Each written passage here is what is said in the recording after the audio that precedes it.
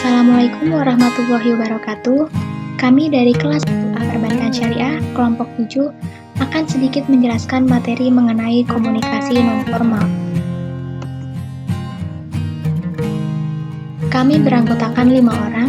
Yang pertama Muhammad Dimas Setiaji dengan NIM 205231008. Yang kedua Fitria Rahmadani dengan NIM 205231009. Yang ketiga Laisa Prasasti dengan NIM 205231018. Yang keempat Siti Fatimah dengan NIM 205231019. Dan yang terakhir Fani Indri Astuti dengan NIM 205231025.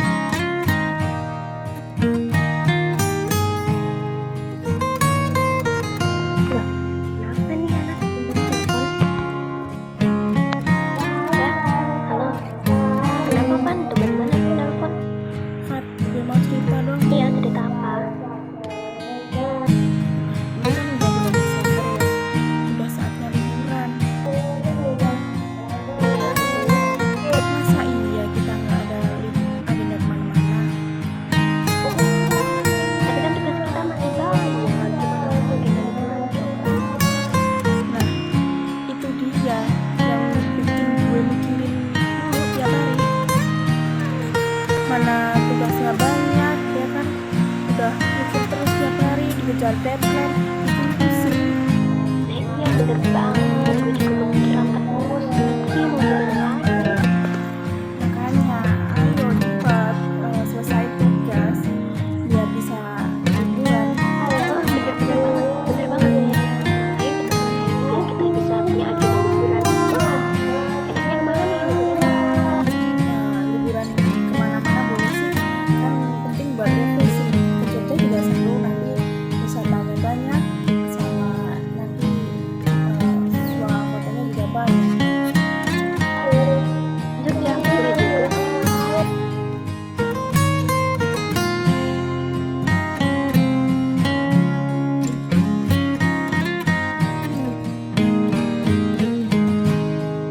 Yang pertama, apa itu komunikasi?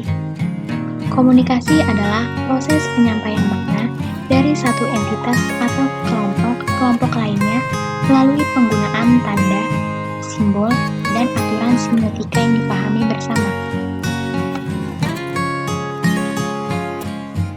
Pengertian komunikasi nonformal. Komunikasi nonformal bisa disebut juga komunikasi informal. Adalah suatu komunikasi yang bersifat tidak resmi dan biasanya dilakukan tidak memperdulikan struktur organisasi yang ada, serta menggunakan bahasa sehari-hari atau bahasa pergaulan. Komunikasi informal ini dapat ditemui ketika beberapa individu menyampaikan informasi atau pesan berupa isu, gosip, atau bahkan rumor-rumor yang beredar.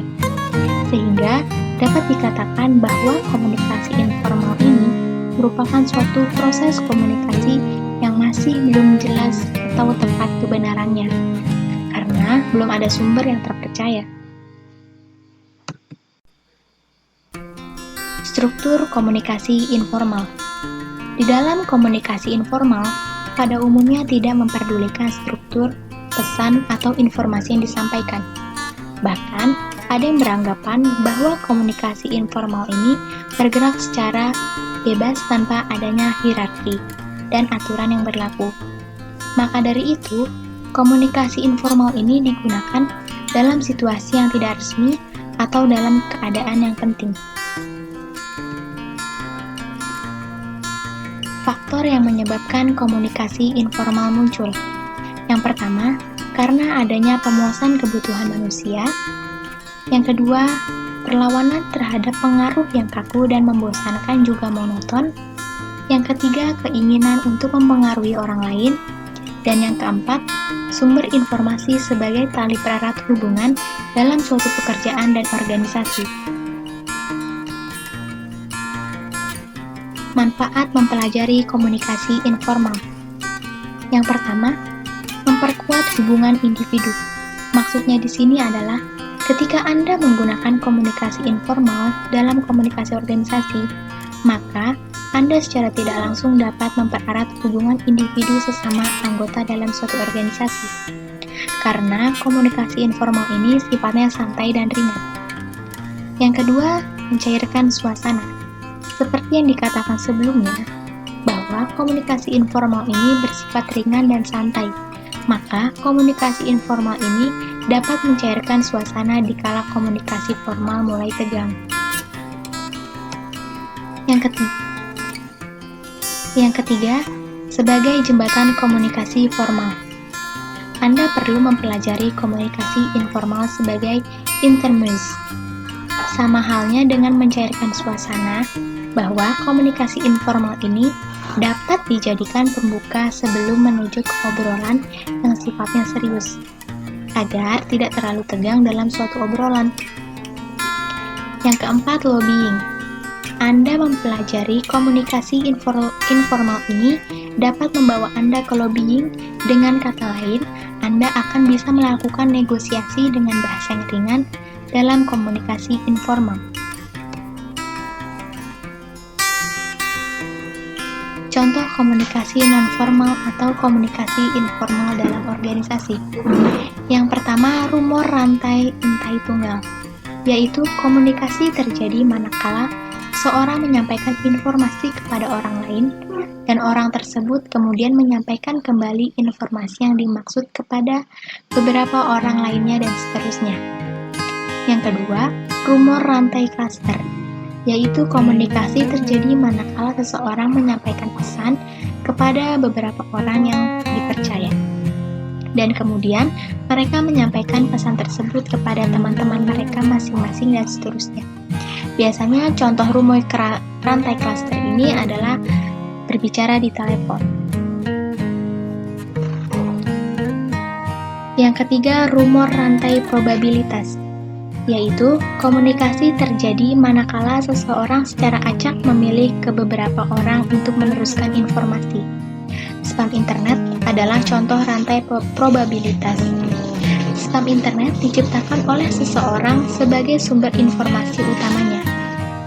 Yang keempat, komunikasi manajemen nonformal adalah salah satu pendekatan komunikasi yang melibatkan kemampuan manajer untuk melakukan komunikasi dengan pemangku kepentingan, pelanggan, atau bawahan secara spontan. Kemudian curhat. Curhat merupakan saat di mana satu orang mencoba untuk menceritakan sesuatu kepada orang-orang yang dianggap dekat. Kemudian percakapan. Percakapan adalah komunikasi interaktif antara dua orang atau lebih, terjadi secara informal, simetris, dan bertujuan untuk membentuk dan memelihara ikatan sosial. Yang terakhir, gosip. Gosip adalah komunikasi berawal dari ketika seseorang mengatakan kepada sekelompok orang, kemudian mereka meneruskan informasi tersebut kepada beberapa orang lainnya. Mungkin itu saja yang bisa kami sampaikan, kurang lebihnya mohon maaf. Semoga ilmu yang didapat bisa bermanfaat. Terima kasih. Wassalamualaikum warahmatullahi wabarakatuh.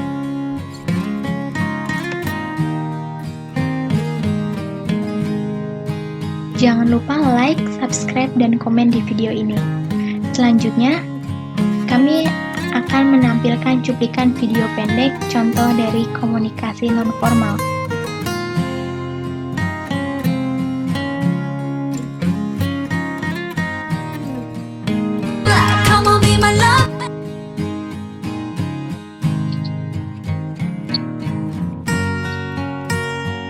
Halo, Sal. Halo Dim, Gimana lagi? Sibuk apa enggak kamu? kalau gue sih nggak sibuk. Oh, aku Ada mau apa sih? cerita nih, Oh, sebentar aja. oke.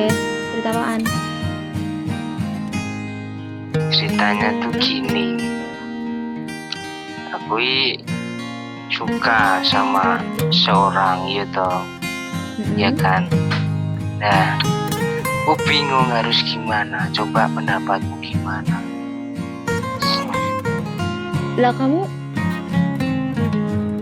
udah bilang ke dia apa belum? Ya belum ya. gimana ya? Masih malu ya. Masih malu ya aku. Nah, kamu udah ada usaha apa buat deketin dia? Ya usaha banyak, usaha menghibur, usaha apa ya? Usaha ya pokok ya chat dia terus gitu.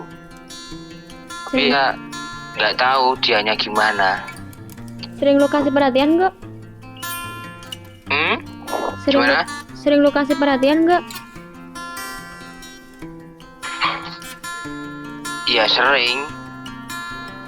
Baper tuh kayaknya ceweknya. Cewek kan gampang baper. Oh gitu ya. Oh. Kasih Jadi aja harus gimana? perhatian-perhatian gitu. Kalau dia marah ya baikin Oh. aja. Oke. Ya nanti aku coba. Lah emang dia apa? Responnya gimana? Ya alhamdulillah baik. Oh, jadi kalau kamu kasih perhatian, dia juga biasa aja, enggak jutek-jutek banget gitu. Ya enggak. Oke. Kayaknya udah dapat lampu hijau tuh. OTW.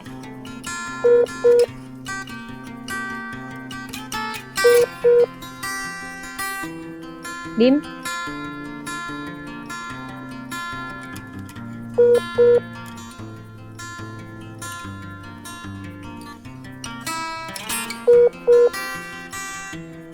Gimana? Jadi gimana? Cah? Jadi harus langsung tembak apa gimana ini? Ya kalau dia udah ngasih lampu hijau buat kamu, buat lo, jadi lo tinggal ya udah ungkapin aja perasaan lo ke dia. Kan gampang. Oh iya, it's okay, gampang lah. Jadi lu nggak usah lama-lama. Tamatin. Karena cewek tuh nggak Oh, suka digantung juga sih. oh gitu ya. Baru pertama sih. Oh gitu, baru pertama. Ya udah. Emang butuh Oke. banyak belajar sih. Iya, Belajar. iya. Oh iya, Oke. iya Cah. Gampang dah. Oke. Ya, maaf ya ganggu waktumu. Enggak kok, aku juga baru santai. Oke, siap. Ya udah. Oke, Oke. bye. Bye.